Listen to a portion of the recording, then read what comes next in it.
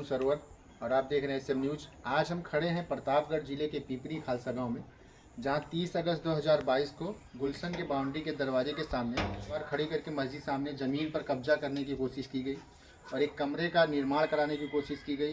गुलशन के दरवाजे के सामने ही ये ज़मीन है, मस्जिद के जस्ट सामने है। हिदायत अली पुत्र मुनव्वर रईस, बदरुज्जमा और बबलू, अफसर अली और उनके घर की औरतों ने उन पर ईंट और पत्थर धारदार हथियार से हमला किया। हमले की वीडियो हमने YouTube पे और SM न्यूज़ के फेसबुक चैनल पे डाला हुआ है, आप देख सकते हैं। और वीडियो आगे भी हम दिखाएंगे। उस लड़ाई में गुलशन की 2 बेटियों को हथियार से हमला किया गया, उनको चोटें आई। घायल को जिला अस्पताल ले जाया गया, CT स्कैन के लिए प्रयागराज स्वरूप रानी अस्पताल में ट्रांसफ़र किया गया। स्वरूप रानी में CT स्कैन तो कराया गया लेकिन रिपोर्ट नहीं दी गई। परिजनों का आरोप है पिपरी खालसा गांव के पूर्व प्रधान योगेश मिश्र योगी और कुछ नेताओं के दबाव में आकर स्वरूप रानी हॉस्पिटल में CT स्कैन की रिपोर्ट गायब कर दी गई। गुलशन ने RTI दाखिल की। RTI दाखिल करके लगभग 10 दिन हो चुके थे लेकिन हॉस्पिटल रिपोर्ट नहीं मिली। सवाल उठता है कि नेताओं और पैसों की मदद से भगवान कहे जाने वाले डॉक्टर मजलूमों को दबाएंगे, इंसाफ नहीं दिला पाएंगे। उनको इंसाफ ना दिलाकर उन पर जुल्म उठाएंगे। आपको बता दें, ज़मीन को गुलशन ने 1997 में हाजी जब्बार साहब से खरीदी थी। गांव वालों के मुताबिक मस्जिद आधी हाजी जब्बार साहब की ज़मीन में है, आधी हिदायत अली की ज़मीन में है, लेकिन हिदायत अली पुत्र मुनव्वर उर्फ रईस की पूरी ज़मीन पर अवैध कब्जा करना चाहते हैं। सवाल ये उठता है, प्रतापगढ़ अगर ये परिजन गया, चोट लगी थी पर जब प्रतापगढ़ के बस की बात नहीं हुई डॉक्टर के, तो उनको रेफ़र किया गया इलाहाबाद। अगर चोट ज़्यादा नहीं होती तो इलाहाबाद रेफ़र नहीं किया जाता। चोट इतना ज़्यादा थी कि उनको यहाँ से इलाज नहीं हो पाया प्रतापगढ़ में, इलाहाबाद ले जाया गया स्वरूप रानी हॉस्पिटल में। यहाँ के भगवान कहे जाने वाले डॉक्टर साहब इतना मेहरबान इस परिवार के साथ हुए कि उनकी रिपोर्ट तक गायब कर दी, जबकि परिवार चारों तरफ भटक रहा था। और उसकी रिपोर्ट वहाँ पे लेने के लिए कोई गया तो रिपोर्ट पता चला कि कोई अज्ञात आदमी लेके गया। इल्ज़ाम लगाया गया इनके दामाद जी लेके गए, लेकिन वो पढ़े लिखे नहीं है। और सिग्नेचर देखी गई तो सिग्नेचर इंग्लिश में थी, सिग्नेचर उनकी नहीं है। रिपोर्ट दोबारा नहीं दी गई और गांव में आतंक का माहौल बनाकर पूरी तरह से ज़मीन को कब्जा किया गया। इनके घर के सामने बाउंड्री बनाई गई, बाउंड्री के साथ में फिर आगे नेक खोदी गई, मस्जिद तक को कब्जा करने की कोशिश की गई। एकदम ये लोग पूरे गांव पे हावी हैं और इन लोग को मारने पीटने की धमकी देते रहते हैं। इनके घर में कोई नहीं है। और जो 2 बच्चियों को चोट आई थी, इतना ज़्यादा चोट थी, लहू लुहान थी। हम आपको तस्वीर में आगे दिखाएंगे। तस्वीर बहुत ज़्यादा, तस्वीर देखने लायक नहीं है, खून से लथपथ थी। लेकिन पुलिस ने रिपोर्ट नहीं दर्ज। 308 का मुकदमा हुआ है, आज तक गिरफ्तारी नहीं हो पाई। आदमी भटक रहा है चारों तरफ लेकिन गिरफ्तारी नहीं हो पाई, क्योंकि दरोगा साहब इतने मेहरबान हैं उनके साथ में कि आते नहीं गिरफ्तार करने के लिए। परिवार में कोई है नहीं, 2 बेटियां हैं और उनके जो वालिद साहब हैं मुंबई में रहते हैं। घर पे नहीं आते हैं, घर पे आते हैं कमाते हैं, रोजी रोटी उनकी वहाँ चल रही है, गांव में नहीं आते हैं, इसलिए इनके घर पे कब्जा किया जा रहा है। आपका नाम क्या है? मेरा नाम है। क्या हुआ था 30 अगस्त को जो हम लोग ने वीडियो देखा मारपीट का, उसमें क्या सच्चाई थी? यही हुआ था, मतलब मेरा गेट भी पैक कर लिए थे। गेट के पैक करने के बाद भी फिर उसके सामने मस्जिद के सामने नेक खुदा रहे थे मेरे ज़मीन में जी। और ये महुआ का पेड़ है, महुआ का पेड़ वही लास्ट सराहद है मेरा ज़मीन का। मेरे ज़मीन में गेट पैक करने के बाद फिर वापस नेक खुदा रहे थे जी। मना करने गए तो मारना चालू कर दिए, मार भी रहे, 100 नंबर को फ़ोन भी कर रहे, बुला रहे और मेरे को मार रहे, मेरी लड़की को मारे, मेरी लड़की को मारे, एकदम बेहोश हो गई थी मेरी लड़की। उसको धारदार तलवार उठा सी कोई हथियार से मारे, इतना नहीं ध्यान था, सब मार रहे थे, उसमें दिमाग नहीं काम कर रहा था, कैसा कैसा से मार रहे। मार के मेरी लड़की एकदम लेट गई थी, बेहोश हो गई थी मेरी लड़की, खून से लथपथ थी मेरी लड़की। उसके बाद में वहाँ बाद में मेरी लड़की दूसरी फ़ोन करी, अपने बाप से बताई। बम्बे में थे मेरे आदमी, बम्बे से नहीं, फिर वहाँ SO साहब के पास फ़ोन किए मेरे आदमी। SO साहब के बाद भी वहाँ कप्तान साहब के पास फ़ोन किए कि मेरे घर पे कोई नहीं है, मेरी 2 बच्ची हैं, मेरी औरत है, मार रहे हैं वो लोग, ऐसा ज़बरदस्ती कर रहे हैं, ज़मीन कब्जा कर रहे हैं, मेरा गेट बंद कर दिए, सब कुछ बताएं जी। मेरी लड़की यहाँ खून से लथपथ बेहोश पड़ी थी, लेकिन कोई 1.5 घंटा मेरे घर पे मेरी लड़की पड़ी थी, कोई हेल्प के लिए नहीं आया। जब चोट लगी तो आप पहले कहाँ लेके गए बच्ची को? ये चोट लगी थी तो पहले वहाँ पे लेके गई, अरे क्या बोलते शीतलागंज, क्या बेलखन्नाल ले गए, तो वहाँ से रेफर कर दिए जी। तो प्रतापगढ़ के लिए, प्रतापगढ़ ले गई, प्रतापगढ़ से रेफर कर दी गई इलाहाबाद के लिए, इलाहाबाद ले गई तो वहाँ सिटी कैम हुआ। एक्सरे के लिए बोले एक्सरे की मशीन खराब है जी। और एक्सरे की मशीन जो खराब थी उसके बाद में वहाँ भी झूठ बोला जा रहा है, कितना लम्बा पहुँचा रहे नेताई में। बोले एक्सरे की मशीन खराब है। मैं बोली ठीक है, एक्सरे की मशीन खराब है तो मेरे घर में कोई है भी नहीं सहारा देने वाला, इतनी दूर से क्या करूँगी। मैं प्रथम ले जा रही हूँ, प्रतापगढ़ में एडमिट करूँगी, फिर वहीं एक्सरा भी करा लूँगी जी। ये करें। लेकिन वो बात के लिए भी डॉक्टर वहाँ झूठी रिपोर्ट लिखे कि इनका दामाद रिजवान रिपोर्ट कराना नहीं चाहते। कौन से ऐसा इंसान होगा जिसके हालत हुआ है औरत बच्चे का, वो रिपोर्ट नहीं कराना चाहेगा। और ज़बरदस्ती मेरे आदमी का, मेरे दामाद का ज़बरदस्ती लिखाया गया कि दीवार ढकेल रहे थे, मारे हैं। अब जो कि हम लोग खाली हम थे, हमारी 2 बेटी थी, कोई मारने पीटने वाला नहीं था। सरासर झूठ बोला जा रहा है। इसको इंक्वायरी क्यों नहीं किया जाता। हमारे आदमी को भी नंबर दिया गया है थाने पर, मेरे दामाद को भी नंबर दिया गया है। यहाँ भी पूछ जांच करेंगे। हैं कुछ लोग दबंग हैं, कुछ लोग कि यही कर रहे हैं, शरारत मेरे साथ में कर रहे हैं, नहीं रहने दे रहे, मार पीट रहे, करवा रहे, कर रहे। उनका पाहुच ऊँचा है, योगेश अपना पाहुच लगाए हैं और योगेश के बड़े बड़े पाहुच हैं, मंत्री लोग हैं, उनका पाहुच से सब करा रहे। मेरे सारी डॉक्टरी के तैरने ये इतना चोट लगते हुए नॉर्मल कैसा आ सकता मेरे बच्चे के लिए। इतना चोट लगते हुए नॉर्मल आ ही नहीं सकता। कौन कौन था मारने में? मारने में मुनव्वर अली थे जी, बदरुज्जमा थे, अफसर अली थे, उनकी औरतें थी, उनकी माँ थी। उनका बाप ललकार रहा है उधर से मारो, उधर से जाके मारो, उधर से जाके मारो, और मार भी रहे पूरा प्लानिंग के साथ। और 100 नंबर का फ़ोन लगाओ, 100 नंबर का फ़ोन लगाओ, सामान भी मंगा रहे। और मेरे घर पे मैं मेरी बच्ची है छोड़ कोई नहीं था। ये चीज़ की इंक्वायरी क्यों नहीं कोई प्रशासन करता है? कोई प्रशासन क्यों नहीं इंक्वायरी करना? ज़बरदस्ती मेरे आदमी को फंसाए, ज़बरदस्ती दामाद को फंसाए।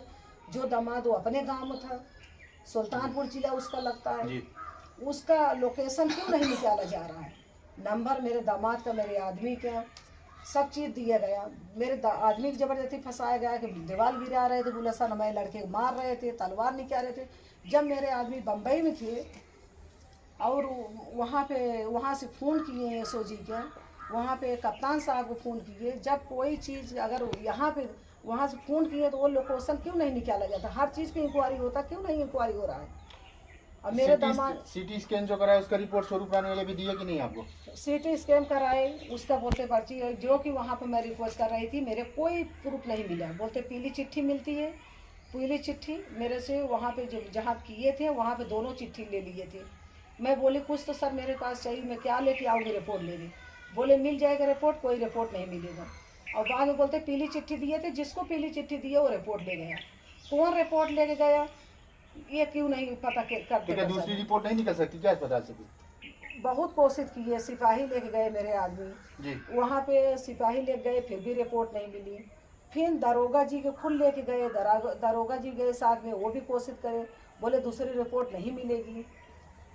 अब उसमें रिपोर्ट में क्या काला कांडी किया गया है, क्या नहीं किया गया है, हर जगह से रिपोर्ट मेरा एक सरक रिपोर्ट, हर चीज़ ये तरह घाव लगे हुए, पूरा खून से लथपथ मेरी बच्ची, दुनिया भर का चोट लगी, उल्टा नॉर्मल हर चीज़ साबित किया जा रहा है। ये नेताई में सब योगेश का लम्बा चौड़ा सबका उनका योगेश मिश्रा पूर्व प्रधान आगे। हाँ, प्रधान अभी नहीं है, पहले प्रधान थे तब भी वो गुंडे थे, आज प्रधान है तब भी वो गुंडे हैं।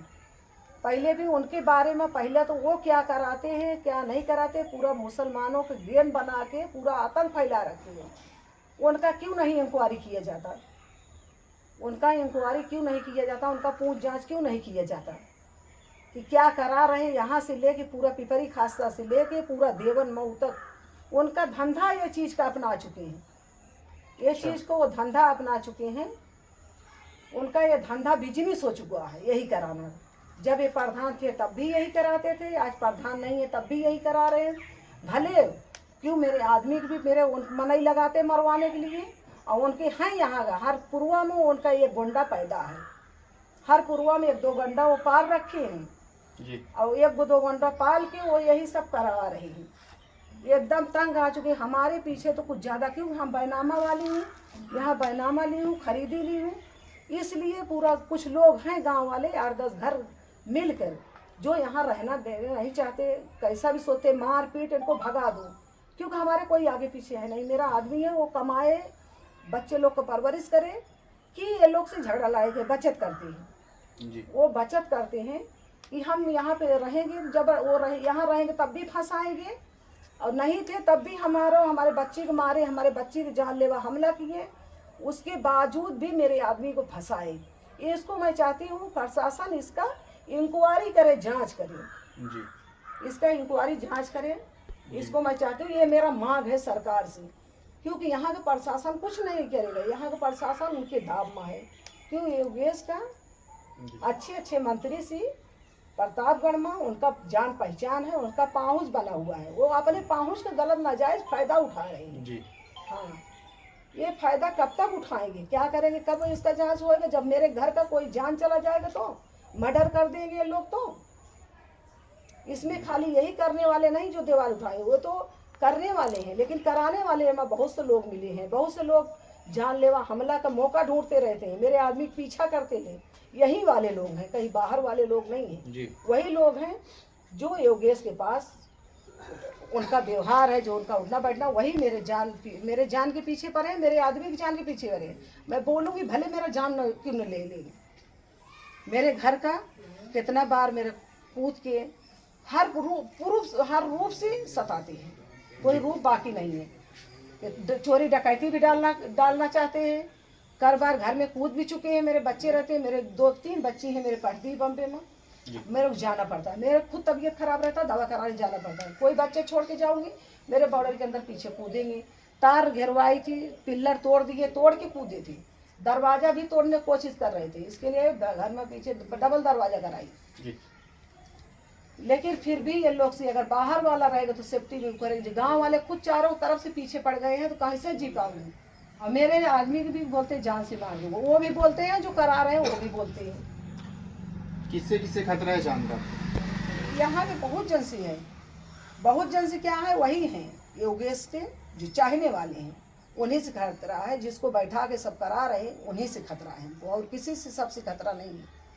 लेकिन है कुछ लोग कि उनसे खतरा 24 घंटा में डरा रहा है, हम पे, हमारे बाल बच्चे पे, खास करके मेरे आदमी के हमेशा चढ़ेंगे। मेरे घर पर पहले भी ऐसा हादसा हो चुका है, मेरे घर पे चाहिए इसको इंक्वायरी किया जाए, क्या सच है क्या झूठ है मैं यही जानती हूँ जी। ठीक। लेकिन इंक्वायरी नहीं किया जाता, प्रशासन इंक्वायरी नहीं करता, थाना संभाल लेते उनका सब समझ जाता। जो थाना लिखी, मैं यहाँ से लखनऊ तक गई इंसाफ के लिए, लेकिन मेरे को इंसाफ नहीं मिला अभी तक। चोट लगी, कोई इंसाफ नहीं मिला। मेरे आदमी की जान के पीछे पर है, मेरा आदमी घर पे रहने नहीं पाता, कभी नहीं रहे। वो आएंगे नहीं, या तो उनको मारने के जान के पीछे पड़ जाएंगे, या तो उनको फंसाएंगे, किसी के नहीं रहेगा तब भी फंसाएंगे। हम लोग को मारे, हमारे बच्चे को मारे, जानलेवा हमला किए।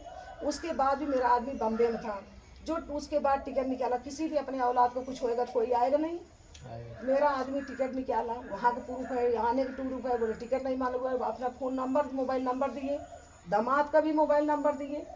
हमारा दामाद अपने गांव में था, उसके गांव में पंचायत उस टाइम पर बंटवारा हो रहा था, प्रधान के यहाँ बैठे थे, लेकिन कोई मान्य नहीं हो रहा। जो उनका बोलेंगे वही मान हो रहा है। झूठ का जीत हो रहा है, सच का हार हो रहा है, ताही में केवल हो रहा है, नेताही पाहुच के ऊपर हो रहा है। अगर सच्चाई पे चले, कानून सच्चा देखे तो कभी कुछ नहीं हुए, लेकिन ये कानून सच्चा नहीं देख रहा है। चलो ठीक है, बहुत बहुत शुक्रिया। हाँ। तो आज हम प्रतापगढ़ में मौजूद थे, पिपरी खालसा गांव में, जहां एक परिवार की पीड़ा आप सुन रहे थे, किस तरह से उसको सताया जा रहा है। बाउंड्री के अंदर कूद जाते हैं, रात में नहीं रहने देते, दिन में नहीं रहने देते। इनके पास कोई बेटा नहीं है, बेटियां हैं जो कुछ मुंबई में रहती हैं, कुछ यहाँ पे रहती हैं। तो ये हमारे उत्तर प्रदेश की सरकार, योगी जी की सरकार सबके साथ न्याय करती है, अन्याय नहीं होता है, सबका साथ सबका विकास का नारा इनका है। लेकिन इस गांव में आतंक का माहौल है, आतंक का माहौल इस तरह छाया हुआ है। एक परिवार यहाँ से लेकर लखनऊ तक जाता है, इलाहाबाद जाता है, प्रतापगढ़ जाता है, उसको न्याय नहीं मिलती। वजह साफ है, कुछ नेता यहाँ पे हैं जिनका नाम अभी ले रही थी, तो यहाँ पे डॉक्टर के पास जाती है, वहाँ पे इनका CT स्कैन गायब कर दिया जाता है। प्रतापगढ़ जाती है, वहाँ से रेफर इलाहाबाद किया जाता है। अगर माइनर चोट, छोटी चोट होती तो प्रतापगढ़ से इलाहाबाद कोई डॉक्टर ट्रांसफ़र नहीं करेगा। अगर उनको ट्रांसफ़र कर दिया गया वहाँ पे, तो जाहिर सी बात है चोट लंबी थी, ज़्यादा थी, इसलिए इनके बस की बात नहीं थी, इसलिए इनको इलाहाबाद ट्रांसफ़र किया गया प्रयागराज। जब प्रयागराज स्वरूप रानी अस्पताल में ये पहुँचते हैं, वहाँ CT स्कैन होता है, एक्सरे होता है, जब एक्सरे के लिए बोला गया तो इनको एक चिट्ठी में लिख के दिया गया है कि इनका परिवार मना किया कि एक्सरे ना करें। चलो ठीक है, एक्सरे के लिए मना किया गया, लेकिन सीटी स्कैन जो था उसकी रिपोर्ट आज तक नहीं दे पाए।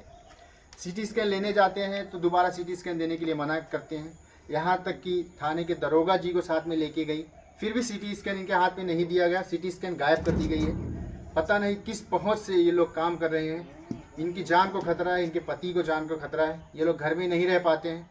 प्रशासन से मेरी अपील है कि इनकी मदद की जाए और इनकी ज़मीन जो है उसको छुड़ाया जाए, उनके सीटी स्कैन रिपोर्ट दिया जाए ताकि ये थाने में जमा कर सके। और केस जो 308 लगा हुआ है, 323 है, 326 है, मैं आपको सारे केस, सारी FIR, इन्वेस्टिगेशन जो है इनकी ज़मीन की, जायदाद की, वीडियो की, जो भी है, हम आपको सब दिखाएंगे। इसी वीडियो के अंत में सारा पेपर आपको दिखाया जाएगा। आप खुद सोचो किस तरह से इनको सताया जा रहा है, इनको जीने का अधिकार छीना जा रहा है। क्या किसी गरीब का जीने का अधिकार नहीं है? क्या अब उत्तर प्रदेश में गरीब नहीं रह सकता है? इस तरह से किसी को सताना गैर कानूनी है, असंवैधानिक है। लेकिन यहाँ पे कुछ नेता हैं जो मिली भगत से सारा कुछ कर रहे हैं, पैसा खिला के, क्या क्या करके। घर वाले इल्ज़ाम लगाए, आपने सुना भी किस तरह से पूरी तरह से पैसा खिला के केस को दबाया जा रहा है। हॉस्पिटल से पेपर तक गायब करा दिया गया। बच्ची का फोटो देखो किस तरह से खून से लथपथ है, लेकिन कोई उसमें चोट का निशान नहीं दिया गया। रिपोर्ट में माइनर चोट भी नहीं लिखा गया है। खून पता नहीं कहाँ से आया, जब डॉक्टर साहब को ये नहीं पता है खून कहाँ से लगा, ये नहीं बता पा रहे हैं खून कहाँ से आया। जो चोट नहीं थी, नॉर्मल रिपोर्ट दिए हैं, चोट नहीं लगी तो खून कहाँ से निकला। मेरी प्रशासन से अपील है कि इनको सुरक्षा दे और इस केस को सॉल्व करें। बहुत बहुत धन्यवाद।